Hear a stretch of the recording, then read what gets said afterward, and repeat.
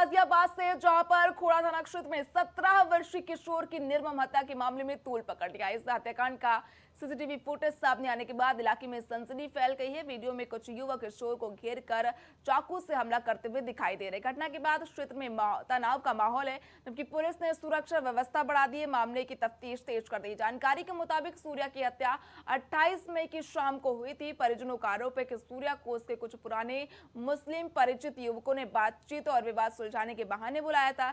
जैसे ही वो तय स्थान पर पहुंचा, वहां पहले से मौजूद युवकों ने उसे घेर लिया, उस पर चाकू से ताबड़तोड़ हमला कर दिया। गंभीर रूप से घायल सूर्या को तत्काल अस्पताल ले जाया गया, लेकिन इलाज के दौरान उसकी मौत हो गई। इस मामले में मायावती ने ट्वीट कर प्रशासन से कड़ी कार्रवाई की मांग की है।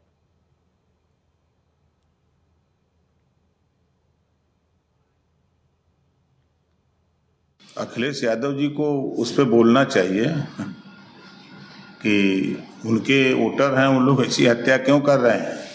कहीं मुसलमान मार रहा है तो कहीं यादव मार रहा है। उनका MOI जो फैक्टर है, इस समय पूरे प्रदेश में आतंक मचाया हुआ है। आपने देखा होगा कि अभी चंदौली में पटेल महिला, जो उन्हीं की पार्टी के जिलाध्यक्ष महिला मंच की, और उसके घर में घुस करके समाजवादी पार्टी के नेता 4 यादव जी लोग उसको बुरी तरह उसका बाल पकड़ के पीट रहे हैं।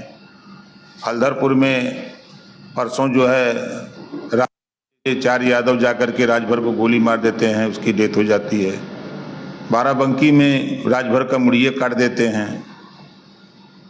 देवरिया में राजकुमार चौहान के दिन में गोली मार करके हत्या कर देते हैं समाजवादी पार्टी के नेता यादव जी लोग। आए दिन इनकी घटनाएं सोशल मीडिया पे खूब वायरल हो रही है।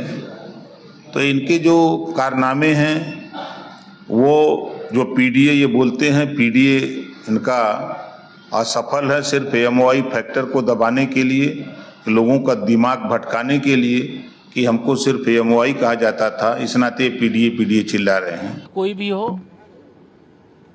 वो बख्शा नहीं जाएगा, उसको खोज निकाला जाएगा और हत्या करने वाले को फांसी पर चढ़ाने के लिए जो कार्रवाई होती है कानूनी, वो कानूनी कार्रवाई की जाएगी।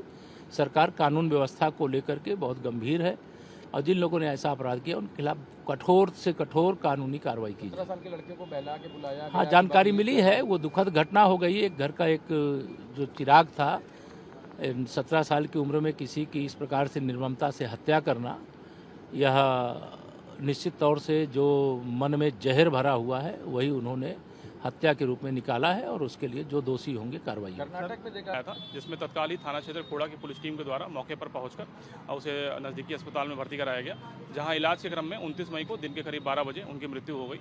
इस प्रकरण में परिजनों से प्राप्त तहरीर के आधार पर सुसंगत धाराओं में अभियोग पंजीकृत किया गया तथा आज इसी प्रकरण में थाना क्षेत्र खोड़ा की पुलिस टीम के द्वारा 3 नामजद अभियुक्तों को गिरफ्तार कर लिया गया है तथा घटना से संबंधित 2 अन्य संदिग्ध को हिरासत में लेकर के पूछताछ की जा रही है। पूरे प्रकरण में पूछताछ साक्ष्यों के आधार पर अग्रिम वैधानिक कार्रवाई सुनिश्चित की जा रही है। सर, अब तक इसमें कुछ जो पकड़ा जो आरोपी है, इसमें कुछ पता लग पाया कहाँ है, कैसे? जो मुख्य आरोपी है उसकी गिरफ्तारी हेतु भी टीमें गठित की गई हैं। शीघ्र ही उनकी भी गिरफ्तारी सुनिश्चित की जाएगी।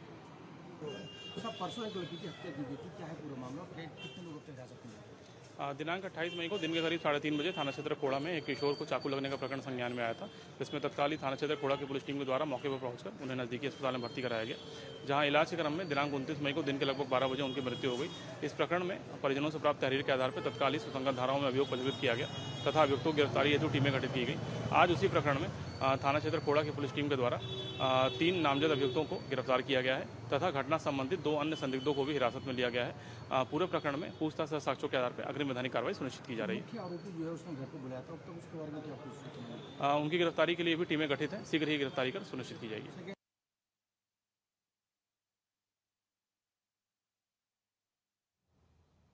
गाजियाबाद में हुई किशोर की हत्या के मामले में अब सियासी बयानबाजी तेज हो गई, जहां एक और पक्ष लगातार आरोपियों के खिलाफ सख्त कार्रवाई की बात कह रहा तो दूसरी ओर विपक्ष कानून व्यवस्था के मुद्दे पर सरकार को घेरने की कोशिशों में जुट गया है। इसी कड़ी में सांसद चंद्रशेखर आजाद ने राज्य सरकार और उत्तर प्रदेश पुलिस को आड़े हाथों लिया और कहा कि गाजियाबाद जैसी जगह पर जो राजधानी दिल्ली से सटी है, सरेआम ऐसी वारदात होना ये दिखाता है कि अपराधियों के हौसले कितने बुलंद है। पुलिस का खौफ खत्म हो चुका है। आजाद ने मांग की है कि पीड़ित परिवार को तुरंत सुरक्षा दी जाए, मामले की फास्ट ट्रैक कोर्ट में सुनवाई की जाए, दोषों के खिलाफ सख्त से सख्त कार्रवाई की जाए। उन्होंने चेतावनी दी कि अगर पीड़ित परिवार को जल्द न्याय नहीं मिला तो उनकी पार्टी सड़क पर उतरकर उग्र आंदोलन करने से पीछे नहीं हटेगी।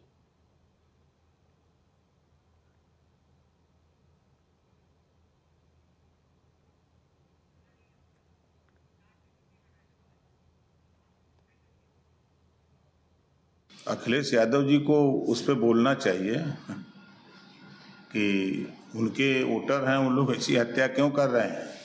कहीं मुसलमान मार रहा है तो कहीं यादव मार रहा है। उनका एमओआई जो फैक्टर है, इस समय पूरे प्रदेश में आतंक सभी की आस्थाओं का सम्मान होना चाहिए। वो एक बहुत महत्वपूर्ण जगह है जहाँ डॉक्टर सविता अम्बेडकर जी ने बाबा साहब के अस्थियों का जो है सर्जित किया है। वहाँ पूर्व के राष्ट्रपति, पूर्व के प्रधानमंत्री, वर्तमान के प्रधानमंत्री, सभी ने, पूर्व जो है चीफ जस्टिस ऑफ इंडिया, सभी लोगों ने जो है बाबा साहब को श्रद्धांजलि अर्पित की है। वहाँ बोधि वृक्ष भी है, वहाँ धम्मचक्र की स्थापना भी हुई है। जानबूझ के अगर सरकार जो है इस तरह कदम उठा के इतने लोगों की भावनाओं से खिलवाड़ करेगी तो ये हम लोग स्वीकार कहाँ करेंगे। हम लोग इसके लिए जो है फिर सड़कों पे उतर के आंदोलन करेंगे पूरे प्रदेश में, और देश भर में करना पड़ेगा, देश भर में करेंगे। उसी को लेके आज हम लोग सारी अपनी बातचीत रखेंगे। और ये यात्रा जरूरी है कि उत्तर प्रदेश जो है अब ज्यादा लंबे समय 9 साल हो गए उत्तर प्रदेश को भारतीय जनता पार्टी को सौंपे हुए। क्या मिला उत्तर प्रदेश को, सबके सामने है। आप हाईवे की बात करते हैं, आप बड़े बड़े और जो है डेवलपमेंट की बात करते हैं, आप पेपर की सुरक्षा तो कर नहीं पा रहे हैं। क्या हुआ नीट के पेपर में, किस तरह से जो है कानून व्यवस्था का बुरा हाल है, नौजवान किस तरह बेबस है। मैं सबसे पहले आज बात करूंगा नौजवान की। क्या हाल है नौजवान के। क्या उत्तर प्रदेश का नौजवान मरने के लिए पैदा हुआ, या लाठी खाने के लिए, या रात में आंदोलन करने के लिए। कैसे घोटाले हो रहे हैं आरक्षण से लेकर सब चीजों में। मुख्यमंत्री क्या किस तरह की भाषा का प्रयोग करते हैं। क्या मुख्यमंत्री को सिर्फ मुसलमान दिखाई देते हैं कि मुसलमानों को ये नहीं करने दे रहे हैं, ये नहीं करने दे रहे हैं, ये नहीं करने दे रहे हैं, और बाकी जो 80% समाज है उसको उसको क्या दे रहे हो आप।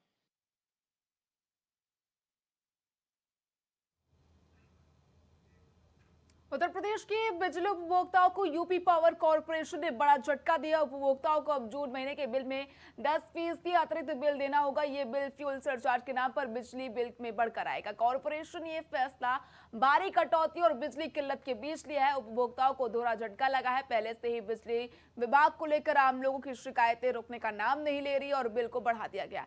इसका विरोध होने की संभावनाएं बढ़ रही है। बढ़े हुए बिल का असर घरेलू उपभोक्ताओं के साथ कृषि और व्यावसायिक उपभोक्ताओं पर दिखेगा।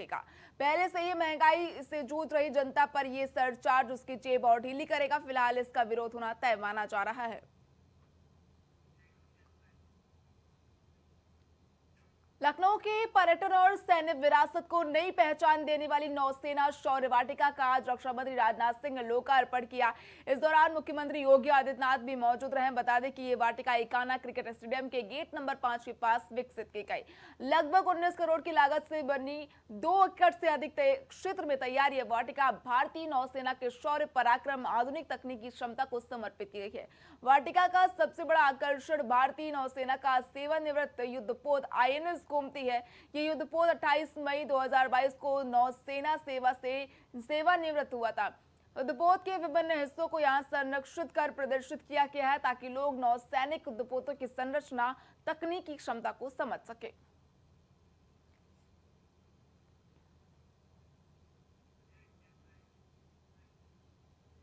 उत्तर प्रदेश के हमीरपुर जनपद की कुरारा थाना क्षेत्र में एक बड़ा हादसा सामने आया। कुरोरा कंडौर परसनी मार्ग पर बेतवा नदी पर बन रहे निर्माणाधीन पुल का सेगमेंटल स्पैन अचानक गिर गया। इस दर्दनाक हादसे में स्पान के नीचे बैठे 6 मजदूरों और चौकीदारों की मलबे में दबने से मौत हो गई। इस मामले में उत्तर प्रदेश राज्य सेतु निगम की तहरीर पर कुरारा पुलिस ने निर्माण कंपनी के मालिक, सुपरवाइजर सहित अन्य के खिलाफ लापरवाही का मामला दर्ज कर जांच शुरू कर दी गई है। उत्तर प्रदेश राज्य सेतु निगम के उप परियोजना प्रबंधक दिलीप कुमार की ओर से पुलिस को लिखित में तहरीर के मुताबिक बेतवा नदी पर इस पुल का निर्माण कार्य मेसर्स शेल्टर कानपुर द्वारा EPC मोड पर कराया जा रहा था। पुलिस ने भारतीय न्याय संहिता 2023 की संशोधित धाराओं के तहत केस दर्ज कर लिया है। FIR में मेसर्स शेल्टर निर्माण एजेंसी कंपनी के मालिक विजय प्रताप सिंह और सुपरवाइजर नीतीश चांद समेत अन्य लोगों का नाम दिया गया है। कुरारा थाना प्रभारी ने बताया कि मामले की प्राथमिकता दर्ज कर ली गई है।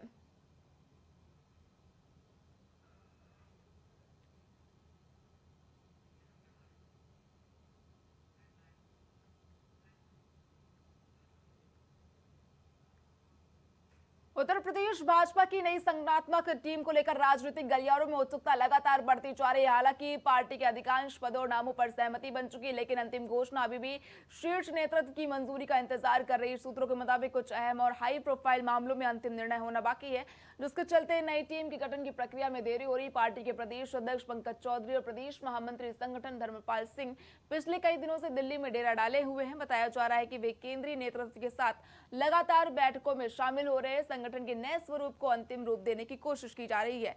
प्रदेश स्तर पर कई दौर की चर्चाएं पहले से ही पूरी हो चुकी हैं। संभावित नामों की सूची भी तैयार कर ली गई है।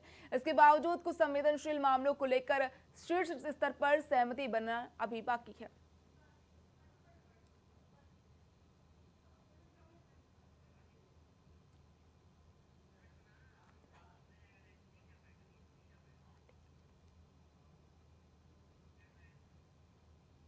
अमेरिका के राष्ट्रपति डोनाल्ड ट्रंप की बेटी टिफनी ट्रंप अपने निजी दौरे पर भारत पहुंच चुकी है। इस दौरान वो उत्तर प्रदेश के ऐतिहासिक शहर आगरा में विश्व प्रसिद्ध ताजमहल का दीदार करेंगी। उनके इस वीवीआईपी दौरे को देखते हुए आगरा प्रशासन और सुरक्षा एजेंसियां पूरी तरह से अलर्ट मोड पर है। शेड्यूल के मुताबिक टिफनी ट्रंप चार्टर्ड विमान से आगरा के खेरिया एयरपोर्ट पहुंची, जहां से उन्हें बेहद कड़े सुरक्षा घेरे में निर्धारित होटल ले जाया गया। बता दें कि ये निजी अनौपचारिक यात्रा है, लेकिन अमेरिकी राष्ट्रपति के परिवार से जुड़े होने के कारण स्थानीय पुलिस अमेरिकी सुरक्षा एजेंसियों के बीच सुरक्षा को लेकर लगातार समन्वय बना हुआ है।